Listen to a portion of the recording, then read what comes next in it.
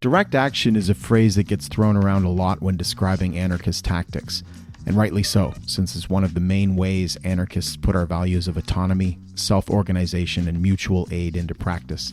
So, what is it exactly? Well, a simple definition would be to say that direct action is a political action aimed at achieving a specific goal or objective, and which is carried out directly by an individual or group of people without appealing to a higher authority for legitimacy.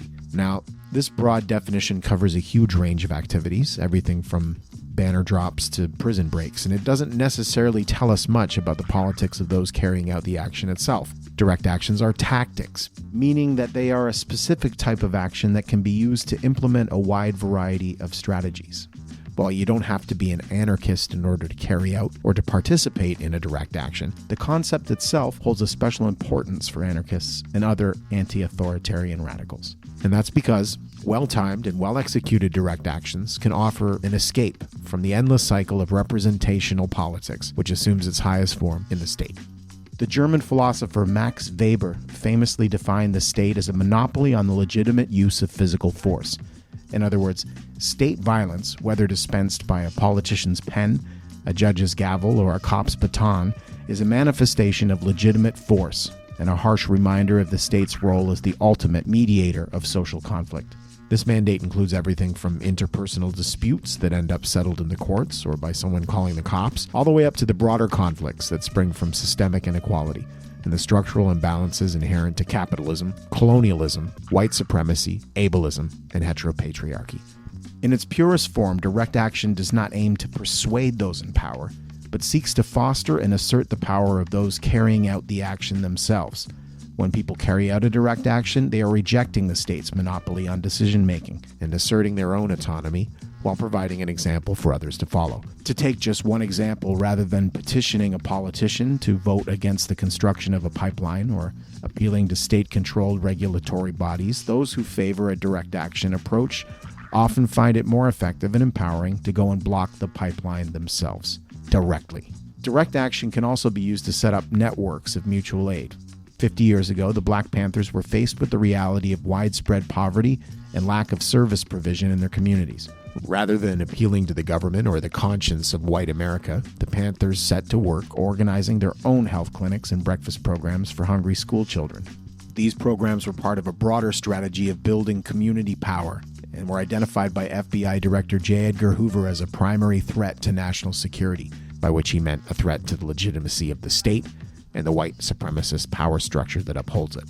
Because they transgress the official channels of politics and often the law itself, direct action campaigns are inevitably met with a whole toolbox of tactics aimed at bringing conflicts back under state control. These can range from state and corporate-funded nonprofits infiltrating and co-opting grassroots movements in order to force a change in tactics or leadership, all the way up to extreme repression such as mass incarceration and targeted assassinations carried out by state and paramilitary forces.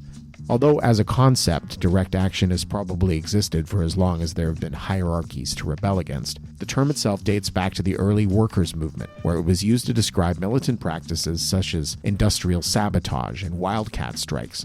By physically blocking production and collectively defending themselves from repression, workers were able to force concessions from their capitalist masters. The widespread use of these tactics eventually led to the legalization of trade unions and a whole host of concessions aimed at bringing the more radical sections of the workers' movement back under state control.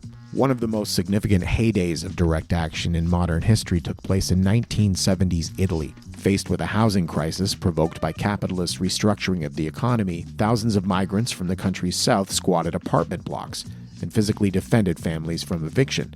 When the government attempted to hike transit fares and energy costs, tens of thousands of people refused to pay the increased rates in collective actions known as auto reductions. Italy was, at that time, a deeply religious, conservative, and rigidly patriarchal country in which both abortion and divorce were illegal. Within this context, a fearless women's liberation movement organized an underground network of clinics with doctors and nurses providing hundreds of volunteers with the necessary skills to perform clean and safe abortions. This direct action approach to reproductive health was complemented by massive and regular demonstrations calling for the legalization of abortion, which were ultimately successful. In our current age of increasing polarization, uncertainty, and insecurity, direct action offers a way for our movements to build and assert our collective power, both to defend our communities and to fight for the world we want to live in.